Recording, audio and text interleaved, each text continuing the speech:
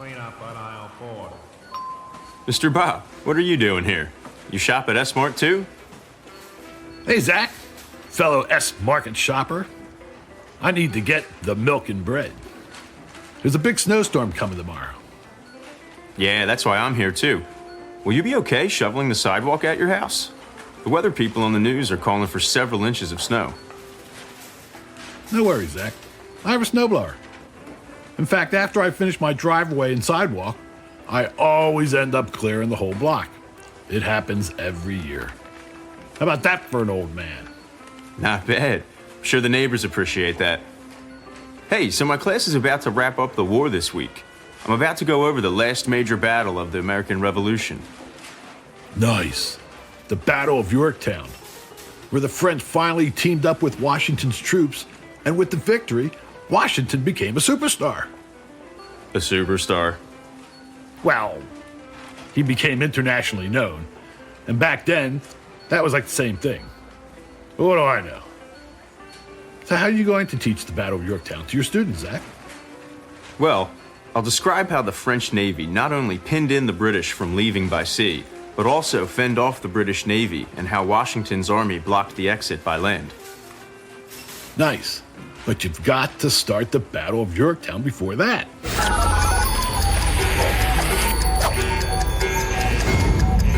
You are listening to The World According to Mr. Bob, a historical fiction educational show based on true life events. Some sounds and language may be inappropriate. Listener discretion is advised.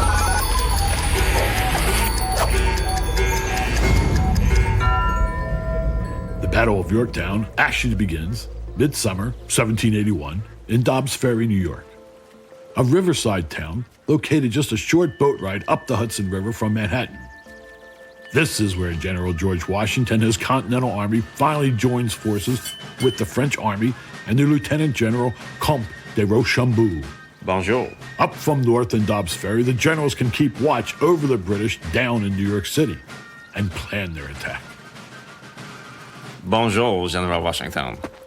Unfortunately, it's becoming more and more clear that attacking General Clinton and his army of redcoats in New York City is becoming unfeasible. We have been debating over and over again when and where and how to attack for many weeks now. Even all the way back to our first meetings last winter in... where was that? I first met you, Rothambo, in Newport of the great colony of Rhode Island. It is a tiny colony, but mighty colony. That winter by the sea was one to remember. Oui.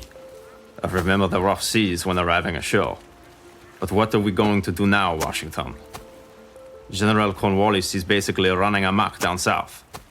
I know. The Continental Army in the South has been hit hard by Cornwallis. Recently, there has been too many defeats resulting in too many casualties. And worst of all, that traitor, Benedict Arnold. I can't believe he is helping Cornwallis now. He's trying to stop us from obtaining our national independence. You know what they do to les traiteurs in some countries. If I could only get my hands on him. Just to think, I used to trust him. I should have known better. This is why I have always liked our relationship, George. We respect one another. Exactly. General Rothambo, we can't wait anymore. We have to have our plan of attack in order. Well, I believe that we agree attacking General Clinton in New York City has been eliminated. Agreed. It would not be wise to do that. We really need to head south and become the aid that they need. That's interesting, because the remaining fleet of the French Navy will be leaving Rhode Island very soon and sailing south, where they will meet up with Admiral Francois Comte de Grasse, who is already in the south, controlling the water's main arteries. Perfect. We will advise Admiral de Grasse to take control of the entrance to the Chesapeake and stop any ship from entering or leaving. Fini. So what is the plan for moving our joint army south? How will we attack General Cornwallis? Marching down south will not be a problem. It is a route that I have taken many times. There are several major cities to stop in. Princeton, Trenton, Philadelphia, Baltimore, Annapolis, and then we can stop at my home in Mount Vernon. We can say hello to Martha. Hello. You will like her cooking. It is then we need to meet up with Marquis de Lafayette. Bonjour, bonjour. He's leading the troops in Virginia, doing his best to keeping General Cornwallis from advancing even further north. Oh, George, that's too kind. Merci beaucoup. I look forward to Martha's cooking. But look at the map. If we can get Admiral de Glace to cut off the Chesapeake, and somehow, when we find General Cornwallis and his troop of redcoats, we could pin them in and force submission. Excellent plan. Lafayette will have to be key in this plan of attack. We will need to talk to him as soon as we can. We need to pack up and gather the troops immediately. Oui. No, not so fast, Rochambeau. Before we leave camp here in New York, we need to fool General Clinton. We need to make him think that we are staying here for the long haul. This will delay him in making the move south far too late. Wunderbar. I will have my troops build large camps with big, huge brick ovens, and we will abandon them with our march south. General Clinton will think we are staying for the winter. Charles, you are too clever. That's not all, Rochambeau. I will draft a fake document with our fake plans to attack General Clinton in New York City. Très bien, George, très bien. But how are you going to make sure that this fake document gets into General Clinton's hands to read? I know just the person to deliver the document. Washington turns from Rochambeau, flips open the tent flap, walks out, cups his mouth with his hands, and yells, Johnny! Johnny Franklin! Johnny Franklin, attention right now! Johnny Franklin! Hiya, George. Right here, General Washington. Johnny, I have a very special assignment for you. You will have to cross enemy lines. Are you up for the challenge? Oh, wow. Sounds dangerous. I'm in. Excellent. Come on into my tent. Let's talk. Rochambeau, this is Johnny. Johnny Rochambeau. Bonjour. Ha! He talks funny.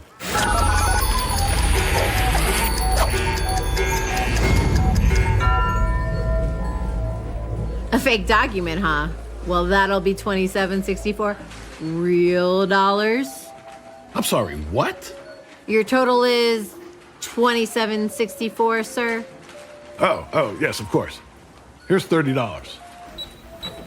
So, Zach, you can't teach the Battle of Yorktown without teaching the planning of the attack. It's true, Mr. Bob. It's a great way to show off how Washington really was the leader that he was. The Battle of Yorktown was the final major battle of the American Revolutionary War, and it cemented Washington's legacy. There was really no other choice who was going to become the first president of the new nation. Thanks for shopping at S-Market. See you later, Mr. Bob. Ha! Thanks. Okay, Zach. Nice talk again.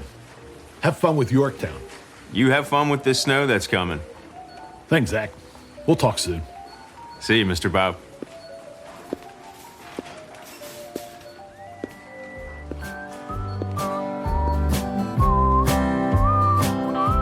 The World According to Mr. Bob is created, written, and produced by Bob Staniszewski and Adam Staniszewski, with associate producer Zach Kennedy. Recorded and mixed at Crooked Lane Sound in Cherry Hill, New Jersey by audio engineer and sound designer Adam Staniszewski. Episode number 9 of Season 1 is titled The Battle of Yorktown. It features Zach Kennedy as Rochambeau, and Brett Slavin performs George Washington. Mr. Bob's graphics were designed by J.R. Farrell at Promotional Graphics, Doylestown, PA. The theme songs are provided by Silent Partner and Ease Jammy Jams. For a full list of character and musical credits, please check out our website, theworldaccordingtomrbob.com. And while you're on the internet, please follow our Facebook page for updates. Hit the like and subscribe button on our YouTube channel. If you want to advertise or sponsor the show, please email us at worldofmrbob@gmail.com. Or to support Mr. Bob, PayPal him at worldofmrbob. Mr. Bob would greatly appreciate it. I'm Danielle Byrne, announcer extraordinaire. Thank you for listening, and please tune in to the next exciting episode of The World According to Mr. Bob. This has been a Moon Ranger production.